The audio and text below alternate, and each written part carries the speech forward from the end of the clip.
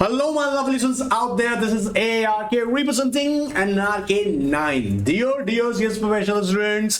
Sir ये image किस लिए शो किया हुआ है? Family holdings and management discuss करने वाला हूं, बताऊंगा बहुत ध्यान से, याद रखिएगा। सेक्शन को प्रैक्टिकल अप्रोच के साथ समझेंगे और चीजें याद भी करेंगे यार, तो समझो, ध्यान सुनो मेरी बात। पहले देखिए, जब हम बोल रहे हैं यहाँ पे फैमिली होल्डिंग एंड मैनेजमेंट, तो पहले हम समझ लेते हैं कि इंडिया में कौन कौन से ऐसे टॉप फैमिली होल्डिंग बिजनेस हैं। याद रखिएगा, जब ये पॉइंट समझ में आएगा, मैं जानता हूं बहुत सारे बच्चे इसको देखते ही समझ गए, सर हाँ सर पता है मुझे, फैमिली ओन बिजनेस है, Reliance industries family own business है। ये हम बात करें विप्रो का फैमिली ओन बिजनेस है। अब देखना, बहुत सारे लोगों को नहीं पता था ये बात, तुम यहां हाथ रखो अपने दिल पे, ठीक है। विप्रो, या हम बात करें डॉक्टर रेड्डी लैबोरेटरीज, या हम बात करें एचसीएल टेक्नोलॉजीज, या हम बात करें सिप्ला। कहीं को नहीं पता थी बात, जिन्हें पता है ठीक है, अच्छी बात है, गुड। लेकिन नहीं पता तो नोट कर लो ना यार, 5-6 एग्जांपल्स अपने नॉलेज के लिए ऐड कर लो। क्या पता इन बड़ी ब्रांड्स में तुम कल फ्यूचर में पहुंच जाओ। टाटा ग्रुप कौन नहीं जानता यार टाटा ग्रुप को। अच्छा, टाटा ग्रुप के ही कॉन्सेप्ट से ही आज के सेशन में जान डालेंगे। वो कैसे डालेंगे समझना, बहुत ध्यान सुनना पहले, फिर इस सेशन को याद रखिएगा आपके एकेडमिक पार्ट में भी कवर करके समझाएंगे, ठीक है। तो ध्यान से सुनना एक इंपॉर्टेंट बात, क्या वो ये कि अगर चैनल सब्सक्राइब नहीं किया है नए स्टूडेंट्स, तो पहले सब्सक्राइब कर लो भाई। बाद में मत बोलना यार कि हमको नोटिफिकेशंस नहीं मिलता है, हमें क्लासेस का पता नहीं चलता है। चलिए आराम से, तो उसके लिए जरूरी क्या है, सब्सक्राइब कीजिएगा, बेल आइकन को प्रेस कीजिएगा, और अगर क्लास समझ में आ रहा है तो लाइक करो भाई। आगे यूट्यूब की जिम्मेदारी बन जाएगी, आगे से स्टूडेंट्स को पहुंचाएगा, ठीक है। चलिएगा, अब ध्यान समझते हैं। देखो, जब हम कह रहे हैं ना family own business, family own businesses, जिसके अंदर हम बात करें फैमिली होल्डिंग्स, क्योंकि हमारा टॉपिक जो हम समझ रहे हैं प्लानिंग एंड स्ट्रेटेजी। जी हाँ, planning and strategy for acquisition हम लोग डिस्कस करते आ रहे हैं। अब इंपॉर्टेंट क्या हो जाता है समझेगा, जब हम प्लानिंग एंड स्ट्रेटेजी की बात करें फॉर एक्विजिशन, और इंडिया के अंदर जो बिजनेस हमने देखा है वो ज्यादातर बिजनेस फैमिली होल्डिंग्स है उनके अंदर। सर फैमिली होल्डिंग्स है तो क्या हो गया, क्यों उन बिजनेस में रिस्ट्रक्चरिंग नहीं होगी क्या? बिजनेस डाइवर्सिफिकेशन में नहीं जाएगा क्या? बिजनेस एक्सपांशन में नहीं जाएगा क्या? बिजनेस ग्रोथ में नहीं जाएगा क्या? क्या बिजनेस कल को सेल नहीं हो सकता क्या है? हाँ, ये सारी बातें हो सकती हैं। सो जब भी कोई फैमिली ओन बिजनेस होता है, उसके फाउंडर को या उसके ऑनर को यह सोचना होगा, समझना होगा कि बिजनेस ट्रांजिशन फेज में जाता है। कैसे? फॉर एग्जाम्पल, आप एक बात सोचिएगा, जीआरडी टाटा के बाद से फिर उनके औलादों ने, जी हाँ मतलब वेल रिस्पेक्टेड, यू नो हम बात करें श्री रतन टाटा जी की, तो आप देखिए उन्होंने इस बिजनेस को संभाला, ठीक है। अगर आप अंबानी की तरफ ध्यान दें, धीरू भाई साहब ने, जी हाँ धीरू भाई साहब मतलब धीरू भाई अंबानी जी ने बिजनेस को स्टैब्लिश किया, एंड देन उनके बेटे मुकेश अंबानी, अंबानी ने उस बिजनेस को हैंडल किया। अब अगर आज के डेट में देखें, मुकेश अंबानी के 2 सुपुत्र, जिनसे एक जो है सो हैं, लेकिन एक जो है वो काफी अच्छा काम कर रहे हैं, उनकी डॉटर अच्छा काम कर रही है। सो क्या हो रहा है, ट्रांजिशन, अंबानी, धीरू भाई अंबानी, देन उनके मुकेश अंबानी, अनिल अंबानी जी, देन उसके बाद में उनके सुपुत्र। ऑलराइट, अब ध्यान सुनिएगा मेरी बात को, ये ट्रांजिशन हो रहा है। सर एक स्टडी और भी है, जी हाँ सुनना, बहुत इंपॉर्टेंट डेटा बता रहा हूं, 2 बड़ी इंपॉर्टेंट बातें बता रहा हूं, ठीक है। ये एक रिसर्च के अकॉर्डिंग पता लगा है कि इंडिया का ना फैमिली ओन बिजनेस में 3rd rank in the world, वापस बोल दूं, मतलब यूएस और चाइना के बाद में इंडिया का नंबर आता है फैमिली ओन बिजनेस के अंदर। अच्छी बात है, क्योंकि यहां पर number of business family own business हैं, मतलब उनके अंदर होल्डिंग्स, अगर होल्डिंग देखा जाए, मेजॉरिटी फैमिली मेंबर्स के पास ही होती है। अच्छा, दूसरी इंपॉर्टेंट बात जो मैं बताने वाला हूं कि ये भी एक रिसर्च में पता लगा है कि जनरली 95% बिजनेसेस जो कि family holding, of course family holding की बात करें, सो 95 बिजनेसेस जो कि फैमिली होल्डिंग वाले होते हैं ना, वो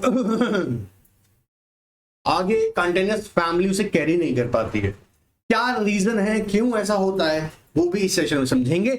और फिर एग्जामिनर ना आपसे क्वेश्चन पूछ सकता है कि क्या किया जाए ताकि फैमिली होल्डिंग्स एंड मैनेजमेंट को कंटिन्यू कर सके बिजनेसेस को, ठीक है। इसके लिए क्या आप क्या एडवाइस करेंगे, वो हम इस सेशन में समझेंगे।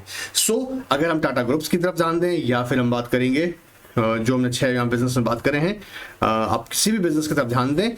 मैं आपको चाहूंगा अभी पहले कि आप अपने मॉड्यूल में ना ये एटलीस्ट एग्जांपल्स नोट कर लें आप, ताकि लिखेंगे तो आपको याद रहेगा। पहला तो याद हो गया होगा रिलायंस इंडस्ट्रीज, फिर दूसरा हल लिखो फटाफट से विप्रो, ठीक है। वेल नोन कंपनीज है, मुझे लगता नहीं इनके बारे में मुझे बताने की जरूरत है, लेकिन किसी को लगता है कि सर मुझे इसकी डिटेल क्लास चाहिए, सर मुझे क्लास ही सुननी है, इसके बारे में जानना है, then I will provide you link of the video, और इनके बारे में बता देंगे।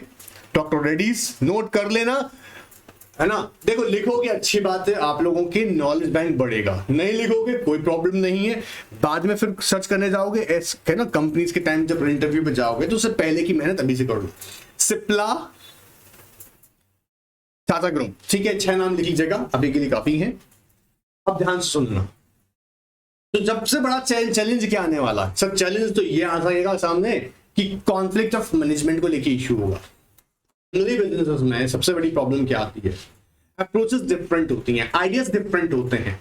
हाँ, जनरेशन टू जनरेशन सबसे बड़ा चैलेंज ये आता है कि पहले जो देखिएगा, जो करंट जनरेशन है वो अपनी न्यू जनरेशन पे भरोसा भी कम करती है। उनको ये लगता है कि हाँ यार ये पता नहीं बिजनेस को किस तरह से हैंडल करेंगे, क्योंकि उनको लगता है कि जो उनके आइडियाज, उनकी एक्सप्लोरेशंस है ना, वो पता नहीं ये मेरी नई जनरेशन से कैरी करेगी नहीं करेगी। इसी की वजह से ये इंपॉर्टेंट भी है कि क्या किया जाता है ऐसे बिजनेस के अंदर, जो आउटसाइडर्स होते हैं, मतलब जैसे प्रोफेशनल्स, उनकी सर्विसेज हायर कर ली जाती हैं। फॉर एग्जांपल अज्यूम करके देखिएगा कि आप एक फैमिली बिजनेस आपका रन कर रहे हैं। मैं बिजनेस का मतलब यहाँ पे कंपनी से बात कर रहा हूँ, याद रखना, क्योंकि हम लोग कॉर्पोरेट स्ट्रक्चरिंग में बात कर रहे हैं, ठीक है।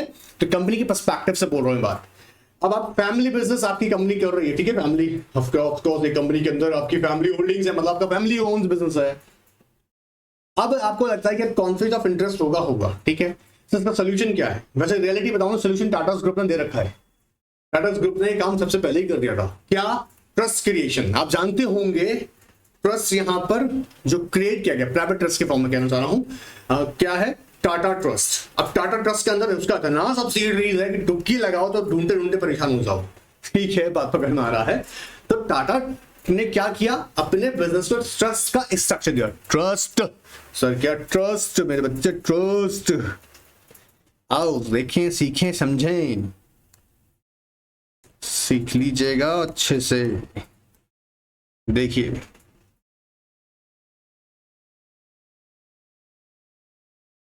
समझते हैं, टाटास ने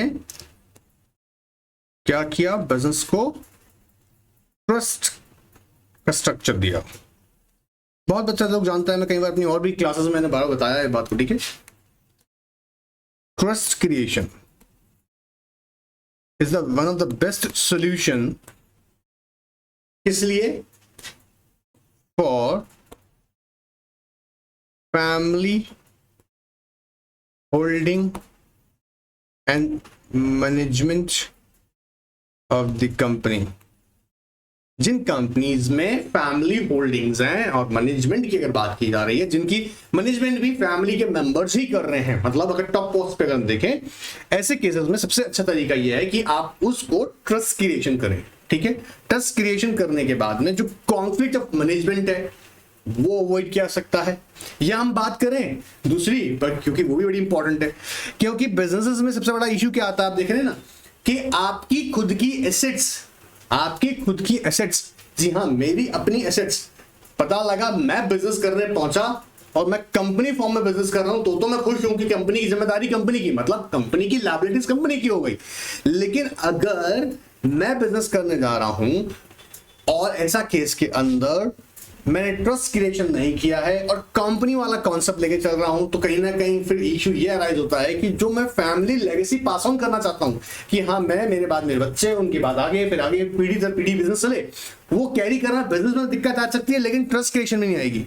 तो ट्रस्ट क्रिएशन में वो दिक्कत नहीं आएगा। दूसरा एक और बेनिफिट क्या मिल जाएगा? आपकी पर्सनल एसेट्स भी सिक्योर रहेंगी, मतलब आपने कंपनी का बेनिफिट भी इंजॉय कर लिया, साथ ही साथ में ट्रस्ट क्रिएट कर दिया, तो कंपनी का बेनिफिट एंजॉय किया, तो क्या हुआ?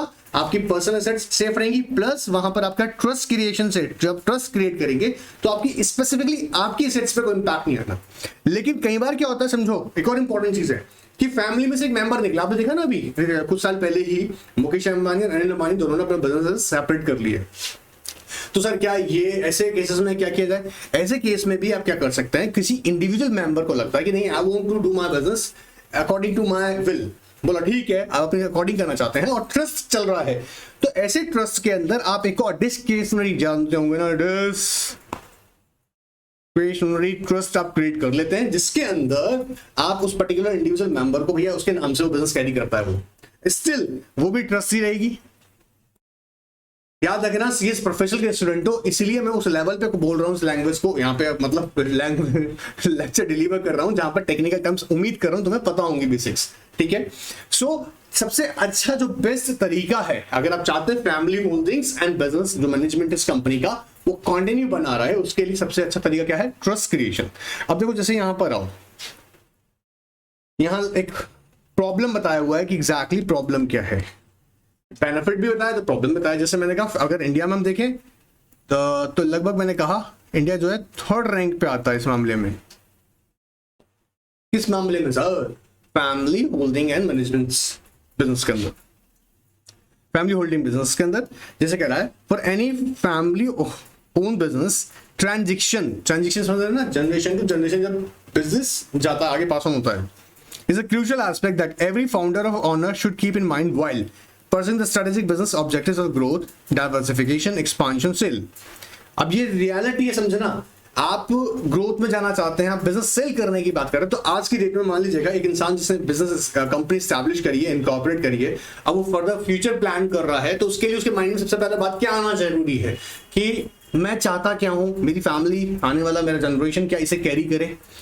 आज के डेट में अगर आप कंपनी अपनी कुछ भी डाइवर्सिफिकेशन कर रहे हैं या बिजनेस ग्रोथ के लिए आप किस तरह की रिस्ट्रक्चरिंग कर रहे हैं, ठीक है, तो उस वक्त ये सारी एस्पेक्ट्स समझना बहुत जरूरी है, ठीक है। कब, किसके लिए? ये उस ऑनर के लिए, फाउंडर के लिए। सर मैं एग्जाम में पूरा डेटा लिख के आऊंगा, नहीं अभी बताऊंगा क्या लिखना है, सिर्फ एक बार रीड करवा रहा हूं, तुम कुछ तो वर्ड्स माइंड में जाएगा ना, इसलिए। In the present context passing the baton is clearly a priority for a family business owner since the succession can make or break the family business and can have a serious implication on family as well। दोनों important बात है। Passing the baton, baton मतलब अगर देखा जाए, baton word ऐसा होता है जहां पे एक व्यक्ति जो बिजनेस को जिम्मेदारी से संभाल रहा होता है, तो वो जब अपनी जिम्मेदारियां आगे किसी को देना चाहता है तो किसको देगा? वो कि फैमिली के ही मेंबर को दे। वो ये कॉमन है। आप अगर नॉर्मली अगर आप बिजनेस फैमिली से, ये बात आप भी देख जानते होंगे कि जनरली क्या होता है, हम यही करते हैं ना कि हमने अगर डैडी ने बिजनेस स्टैब्लिश किया है तो हम चाहते हैं कि उसको पास ऑन डेली अपने फैमिली मेंबर में ही किसी को करें, ठीक है। अब डिफिकल्टी क्या है कि या तो वो सक्सेशन के बाद में, मतलब जो नई पीढ़ी आई है, नई जनरेशन आई है, या तो उस बिजनेस को बड़ा बना देती है या उस बिजनेस का बैंड बजा देती है, ठीक है। Thus, a structured approach in determining the transition plan and its communication to stakeholders is essential for managing the succession and survival of the family business family from generation to generation। That's why I was telling you this is one of the best method to create the trust and to avoid number of conflicts, especially conflicts related to the management, if talk about the security of the assets, if talk about to carry on your own ideas, so it is the best method to form the trust। Whether selling the business, keeping the business in the family, or transition leadership is to identify heritage or non-family stakeholders. The issues are immense and certainly not simple। As a result, 95% of family businesses do not survive the 3rd generation of ownership। ये है 3rd generation of ownership तक नहीं रहता है। ऐसा नहीं कि family business खत्म हो जाता है, वो नहीं कह रहे हैं। क्या कहना चाह रहे हैं 3rd जनरेशन का मतलब यहाँ पे, जैसे अगर अज्यूम करो अगर ए लिमिटेड एक कंपनी है, ठीक है, 1st जनरेशन ने इसे क्रिएट किया, मतलब फाउंडर जो थे इन्होंने बनाया, ठीक है, मान लीजिए बात के लिए। फिर क्या हुआ, इनकी फैमिली बनी, यहां इनकी फैमिली बने, 2nd जनरेशन स्टार्ट हुआ, ठीक है, 2nd जनरेशन आया, ए लिमिटेड का बिजनेस यहां पर था, यहां पर मेजॉरिटी ऑफ शेयर्स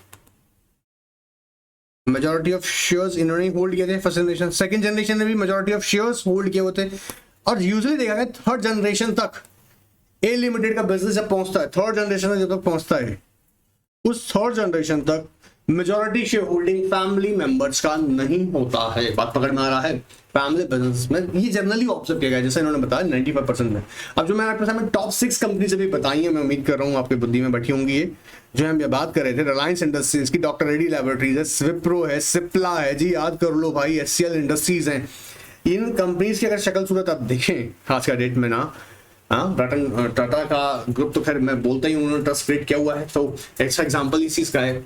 सो ये कंपनीज आज का डेट में सर्वाइव कर रही हैं और थर्ड जनरेशन में रिलायंस इंडस्ट्रीज का बिजनेस गया है। हाँ रखिएगा, लक्षित क्या होगा वो तो आगे देखेंगे। अब यहां इसी एस्पेक्ट्स को हम समझने की कोशिश कर रहे हैं। पकड़ में आ रहा है? सर मैं फिर पूछ लूं आपसे एक बार और मैं आपको फिर बता दूं एक बार कि एग्जामिनर एक क्वेश्चन पूछता है या नहीं पूछता है, बहुत इंपॉर्टेंट नहीं है। सर अभी क्या, अभी वीडियो बंद कर रहा हूं, मैं नहीं पढ़ूंगा। अरे भाई तुम बंद मत करो, उसका रीजन है मेरे कहने से क्वेश्चन पेपर डिसाइड नहीं होगा। टेस्ट सीरीज जो मैं बनाता हूं, टेस्ट सीरीज जो देता हूं, वो बहुत ही सिंसियरली तुम अटेंड करा करो, क्योंकि वो ऑलमोस्ट सारे एस्पेक्ट कवर करता है। क्वेश्चन नॉलेज के पर्सपेक्टिव से देखो, ठीक है। In terms of ownership and governance protocol for family members, typically a trust, a similar entity form of become the pivotal to the succession plan, since can provide a good balance between the owner's desires and professional management, responsible business decision making metrics, and healthy family dynamics. Trust या उसी तरीके की कोई आप creation करके आप अपने business, family business को भी कंटिन्यू कर सकते हैं।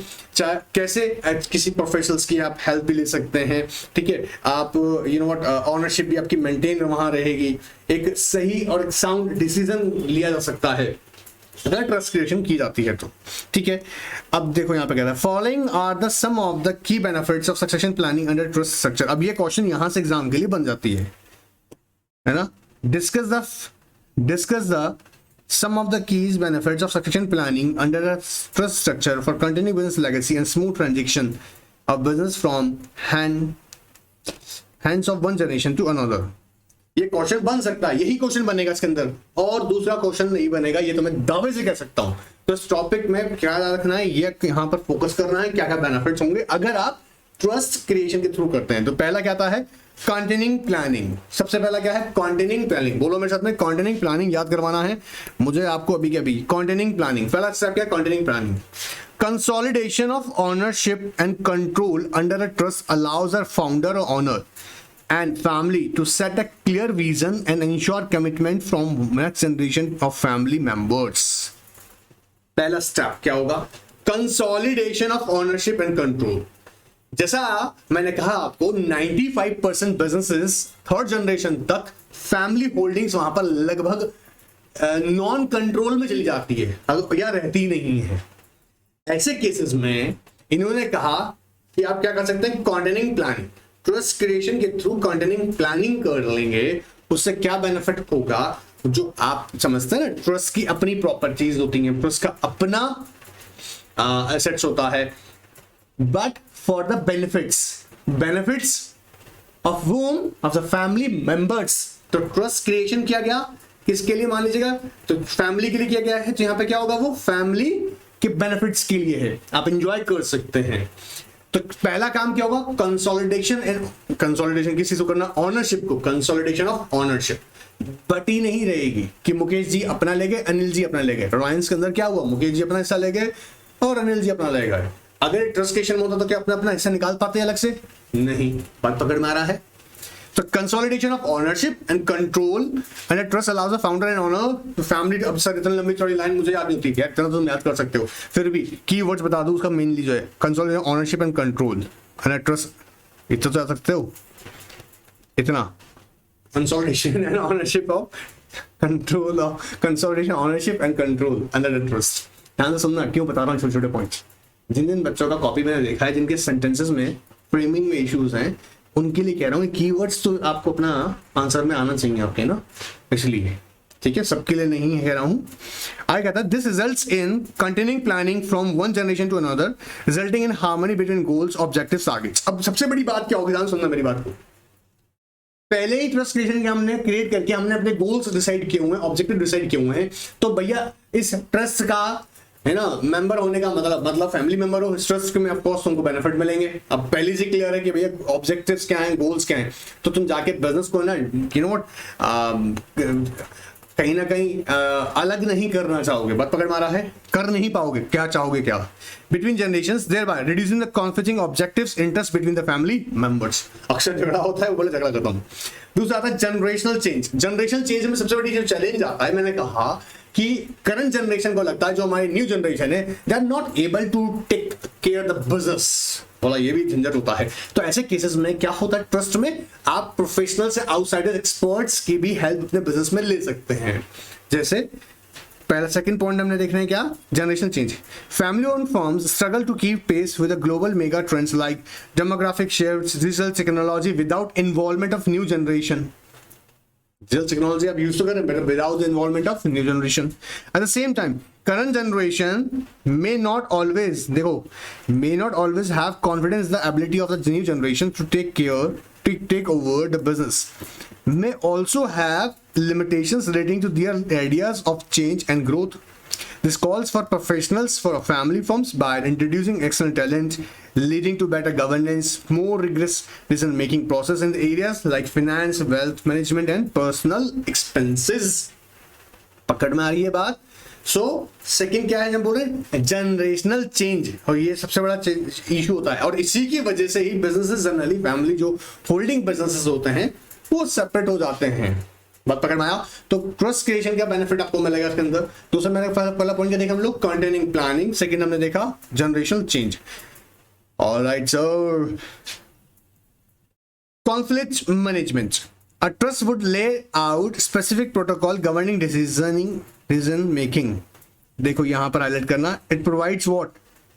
Protocol governing. प्रोटोकॉल का मतलब क्या है, पहले से डिसाइडेड स्टैंडर्ड्स हैं, प्रोसीजर्स हैं, आपको उन्हीं को ही फॉलो करना है। डिसीजन कैसे लिया जाएगा, कोई इंडिविजुअल फैमिली का मेंबर डिसीजन ले लेगा सारे, नहीं। कैसे लिया जाएगा, मान लीजिए एग्जांपल के तौर पे कि भैया इसके लिए पर्टिकुलर प्रपोजल रखा जाएगा, देन उसमें मेजॉरिटी ऑफ वोट के थ्रू ही वोट डिसीजन मेकिंग प्रोसेस को फॉलो किया जाएगा। सो वोटिंग के थ्रू डिसाइड किया जाएगा, कोई इंडिविजुअल के हाथ में एब्सोल्यूट पावर नहीं होगा। तो प्रोटोकॉल, ट्रस्ट क्या बता रहा है आपको यहाँ पे, प्रोटोकॉल। तो जो डिफरेंट अप्रोचेस हैं ना, आप कुछ और सोच रहे हैं, एक व्यक्ति जो फैमिली कुछ और सोच रहा है, वो वहां कहाँ उसको कैसे आप रिजॉल्व कर सकते हैं, जब आप ये डिसाइड कर लेंगे ठीक है, फैमिली की मेजोरिटी बैठ के डिसाइड करेगा कि कैसे डिसीजन लिया जाएगा। सेम यही यहाँ पर हम बात कर रहे हैं, डिसीजन मेकिंग के लिए आप जो प्रोटोकॉल डिसाइड किए हुए हैं वो ट्रस्ट के अकॉर्डिंग आप कर सकते हैं। In the case of any difference of opinion or deadlock, the process to manage the conflict. This ensures that business does not suffer even during the phase where the family members are not aligned. बात पकड़ में आ रहा है, family members. अब हम जानते होंगे रतन टाटा के भाई जो हैं, रतन टाटा के भाई भी आप जानते होंगे हैं, वो बिजनेस में इन्वॉल्व नहीं है। तो क्या इसका मतलब बिजनेस यहाँ पे खत्म हो गया? नहीं ना। अगर एक फैमिली मेंबर अलाइन साथ में भी मान लीजिए रहते हैं, इन दैट केस तब भी डिसीजन मेकिंग प्रोसेस इंपैक्ट नहीं होगी। टाटा जो ट्रस्ट की बात कर रहा हूं, टाटा है ना, या कोई भी मान लीजिएगा कोई भी ट्रस्ट बनाता है और वो व्यक्ति आज नहीं है, जिंदा नहीं है, तो क्या बंद हो जाएगा? नहीं, ट्रस्ट कंटिन्यू चलता रहेगा। क्लियर हो रहा है एकदम। फोर्थ क्या बेनिफिट होगा, security of family and personal assets. A trust structure can also facilitate ring fencing of family assets and protecting them from the creditor claim as well as the protecting safeguard against the claims from the family members upon the disability, divorce or partitions। ये सबसे बड़ी मजे की बात है। क्या कह रहा है कि मान लीजिएगा फैमिली पार्टीशन हो गया, बोला बाहर में जाओ, ट्रस्ट की प्रॉपर्टी है रे, तुम अलग हो जाओ। अगर कंपनी का केस में ऐसा होते तो क्या करते कि अगर मान लीजिएगा एक व्यक्ति जिसने कंपनी बनाया, उसके 2 बच्चे हैं, अब आप जानते हैं ना मुकेश अंबानी जी, मुकेश अनिल अंबानी जी दोनों अलग अलग हुआ तो कंपनी भी अलग हो गया। बात पकड़ में आ रहा है, कंपनी अलग हो गया मतलब दोनों ने कंपनी आपस में बांट ली। मेरा कहने का मतलब पकड़ में आ रहा है कि जहां सिक्योरिटी की बात करें, पर्सनल एसेट्स की बात करें, चाहे क्रेडिटर भी क्लेम नहीं कर सकता, तो याद क्या रखेंगे हम, creditor can not claim directly from the personal assets of the family member, as well as a family member cannot claim the property or assets from the trust। चाहे वो पार्टीशन का टाइम आ जाए, चाहे वो डिवोर्स हो रहा हो, चाहे किसी भी वजह से डिसेबिलिटी अराइज हो रही हो, उसमें मेंबर भी ट्रस्ट की जो प्रॉपर्टीज है वो नहीं अलग से कर सकता। एंड पूलिंग एंड सिंपलिसिटी, अब फंड भी तो रेज करना है, देखते हो फंड भी रेज कर सकते हैं। देखो, trust also serve as a means for pulling of assets and funds. under a common control. This can provide Harris the benefits of property without loss of control and helps to avoid a probate or court process in the event of death. It also simplicity. अब benefit क्या होगा? Pulling and simplicity कि भैया fund raise करना है, of course trust can raise the fund, of course कर सकता है. दूसरा कह रहा है कि सर अगर मान लीजिए डेथ हो गया तो डेथ भी हो गया तो प्रोबेट का जरूरत नहीं पड़ेगा कि हाँ वसीयतनामा होता तभी सब कुछ होगा, नहीं, ट्रस्ट है, ऑटोमेटिक राइट्स मिल जाएंगे हैरिस को, ठीक है. It can also simplify the assets holding of for legal heirs in multiple jurisdictions. जी हाँ, अलग अलग जुरिडिक्शंस में भी आप क्या कर सकते हैं, ट्रस्ट फॉर्म करके अलग अलग, याद रखिएगा स्टेट्स जगह पे भी, मतलब मल्टीपल जुरिडिक्शंस में भी अपना एसेट्स मेंटेन कर सकते हैं in the form of trust. A typical family-owned business with more than a family constituents should have a two-tier trust structure where consolidation of family wealth and control can be achieved under a master trust. अब ये question एक ऐसे भी बन सकता है, फिर बता दूं. A typical family-owned business with more than one family constituent should have a two-tier trust structure where consolidation of family wealth and control can be achieved under a master trust. Comment. दो question note कर लेना, मैं बता रहा हूं तुमको बेटा, ये क्वेश्चन ऐसे भी पूछा सकता है, ठीक है. क्वेश्चंस बता रहा हूं तो मैं इंश्योर करके बोल रहा हूं, तुम एग्जाम में इस तरह से प्रिपेयर करके जाओ अपने आप को, तुम्हें कोई रोक नहीं सकता पास होने से. The business should be chiseled to incorporate an appropriate governance structure that ensure the consensus of all family members and stakeholders, deals appropriately with the conflict situation. This would also ensure that individual family constituents cannot unilaterally deal with the common family assets and provide benefits of consolidation of control. The family and sub-trusts would typically be set up as distinct trusts and would be customized to meet the individual requirements of each family situation. सो ये read ही करवाया है, सिर्फ read ही करवा रहा हूँ, read की perspective होता है ताकि सिर्फ एक बार रिकॉल हो जाए. सो हमको यहाँ पर याद रखना है क्या बेनिफिट्स होंगे. First of all containing planning. Containing planning में क्या बेनिफिट होगा, कंसोलिडेट हम कर सकते हैं ऑनरशिप को और कंट्रोल को, ठीक है. दूसरा हमने डिस्कस किया जनरेशन चेंजेस. जनरेशन चेंजेस के अंदर सबसे बड़ा बेनिफिट क्या होता है कि ऑफ कोर्स ये चैलेंज रहता है क्या, जब नई जनरेशन इंट्रोड्यूस होती है तो कहीं ना कहीं एग्जिस्टिंग जो अभी करंट जनरेशन है दे फील दैट कि न्यू जनरेशन एबल नहीं होगी इसको कैरी करने के लिए. इसको ऐसे केसेस में इसका सोल्यूशन क्या होता है, आप प्रोफेशनल्स की भी हेल्प ले सकते हैं और without disturbing the status of family holding. फिर हमने देखा conflict of management. Of course इसमें एक प्रोटोकॉल डिसाइड किया जाएगा, पहले से डिसाइड किया जाता है, एक स्पेसिफिक प्रोटोकॉल होता है कैसे डिसीजन मेकिंग प्रोसेस को फॉलो किया जाएगा. तो ऑफ कोर्स मैनेजमेंट का इशू क्या होता है, डिसीजन लेना. डिसीजन के टाइम पे क्या होता है, कॉन्फ्लिक्ट अराइज होता है. उस कॉन्फ्लिक्ट को अवॉइड करने के लिए हमें यहाँ पे क्या करना है, एक प्रोटोकॉल डिसाइड कर देता है. तो ट्रस्ट के बेनिफिट क्या है, ट्रस्ट बना के आप क्या कर सकते हैं, एक स्पेसिफिक प्रोटोकॉल डिसाइड ड्रॉ कर सकते हैं फॉर डिसीजन मेकिंग प्रोसेस. फिर आया security of family. Of course अब दोनों ही बेनिफिट है कि कोई क्रेडिटर क्लेम नहीं कर सकता डायरेक्टली पर्सनल सेट्स आपकी, ठीक है. और दूसरा बेनिफिट क्या है कि जो फैमिली का मेंबर है वो खुद ट्रस्ट की प्रॉपर्टीज को अपने बेनिफिट में इस्तेमाल नहीं कर सकता, मतलब इंडिविजुअल खुद का अकेले का बेनिफिट के लिए ऐसा इस्तेमाल नहीं कर सकता है. और जनरली ऐसा कब होता है, फिर बोल दूं, जब फैमिली का इंडिविजुअल मेंबर सिर्फ अपने ही मतलब सिद्ध करने के लिए ही, और वो कब उसकी ऐसा हो रहा हो, डाइवोर्स हो गया तब वो हिस्सा मांग रहा है, दो में पार्टीशन हो गया तब वो हिस्सा मांग रहा है, वो हिस्सा वाला कॉन्सेप्ट भी यहाँ आपको नहीं आएगा, तो बिजनेस कंटिन्यू रहेगा. And last one pooling and simplicity. Of course pooling का मतलब यहाँ पर ये है कि एसेट्स क्रिएट कर सकती है, फंड रेज कर सकती है, और जो इसके हम देखेंगे कि सबसे बड़ी बात जो है जनरली प्रोबेट इशू किया जाता है अगर डेथ हो जाती है सक्सेशन के टाइम में, तो प्रोबेट वसीयत के अकॉर्डिंग ही, जी हाँ डेथ हो गया जी तो उसके बाद प्रोबेट चाहिए, प्रोबेट के बाद ही आप क्या कर सकते हैं वो एसेट्स जो हैं वो यूज कर सकते हैं. बट ट्रस्ट के केस में ऐसा नहीं है, यहाँ कोर्ट का कोई इन्वॉल्वमेंट डायरेक्टली नहीं होगा इन रिस्पेक्ट ऑफ सक्सेशन, तो लीगल हैरिस को ऑटोमेटिक वो राइट्स मिल जाते हैं. सो हमने क्या देखा यहाँ पर मेरे बच्चे, जल्दी से बोलो.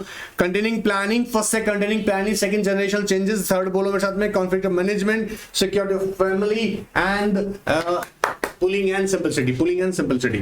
ठीक है सर, अगर ये जो आपने हाईलाइट करवाएगा क्वेश्चन ये आया तो ये ऊपर जो कहानी सुनाई है यही तो ड्रॉ करनी है, समझ में आ रहा है. आई होप ये छोटा सा सेशन समझ में आया होगा. अच्छा, अब इसके अलावा ना दूसरी इंपॉर्टेंट बात कुछ बच्चों का माइंड में आएगा कि सर ये वाला पॉइंट तो रह गया था सर, इससे पहले वाला प्रोटेक्शन ऑफ मिनॉरिटी इंटरेस्ट पढ़ाया है भाई, आरसीडी में अलग पढ़ा रहा हूँ। ट्रिब्यूनल के केस में भी बताया था कि ट्रिब्यूनल कह रहा है जी किसी भी तरह की जो ये स्कीम आप लेके आए कॉर्पोरेट रिस्ट्रक्चरिंग की जो आपकी मर्जर अमलगमेशन से रिलेटेड है, याद रखिएगा आप पहले इसको अपने शेयर होल्डर लोगों से अप्रूव करवाइएगा। ये अरेंजमेंट अभी बोल रहा हूँ ना, अरेंजमेंट है, मर्जर अमलगमेशन की स्कीम है, पहले अपने शेयर होल्डर से अप्रूव करवाइएगा। फिर उसके बाद में कोर्ट इसके लिए मीटिंग में कॉल करेगा। फिर उसका एक नोटिस आपको याद होगा जो कोर्ट नोटिस कोर्ट यहाँ पे एनसीएलटी कह रहा हूँ, एनसीएलटी कॉल करेगा मीटिंग कि भैया ठीक है आप क्रेडिटर का मेंबर्स लोगों का मीटिंग कॉल कीजिएगा। CAA2 फॉर्म को पब्लिश किया जाएगा न्यूज़पेपर में। पूरा भी पिछला वाला क्लास में बताया, क्लास अगर नहीं देखा है तो फटाफट से इससे पहले वाला क्लास देखो। केस स्टडीज को देखा जाए तो यहाँ पर भी मैं बता दूं, केस स्टडीज में भी मैं आपको क्या बता दूं, क्या कहा कि कोर्ट की ऑब्जर्वेशन ये रही है अलग अलग केसेस में कि सबसे इंपॉर्टेंट चीज याद रखना कि जो भी स्कीम आप लेके आ रहे हैं, चाहे वो कॉम्प्रोमाइज की, अरेंजमेंट की है, अमलगमेशन की है, आपकी स्कीम फेयर होनी चाहिए। मैंने पहले ही बताया था, फेयर होनी चाहिए, रीजनेबल होनी चाहिए और जस्ट होनी चाहिए, ठीक है। और यहां अगर वो लीगल प्रोविजंस को फुलफिल कर रही है तो एनसीएलटी किसी भी तरह से हिचकिचाएगी नहीं जजमेंट देने के लिए, ठीक है। अब यहां पर है ना, ये जो तुमको मैं हाईलाइट किया हुआ है, ठीक है, 2-3 केसेस हैं जहां पर जनरली साफ बोला गया, देखो जैसे fair and reasonable scheme made in a good faith, तो ऐसा केसेस के अंदर court of course NCLT approve करेगा मर्जर अमलगमेशन को। बट अगर लगता है कि यहां गड़बड़ है तो ऐसा भी केस देखा गया जहां पे अकेला शेयर होल्डर भी पहुंच गया और वो अगर अनफेयर है, एब्सोल्यूट अनफेयर है, तो ऑफ कोर्स उस केस के अंदर एनसीएलटी ने अमलगमेशन को इंप्लीमेंट होने से भी रोका है।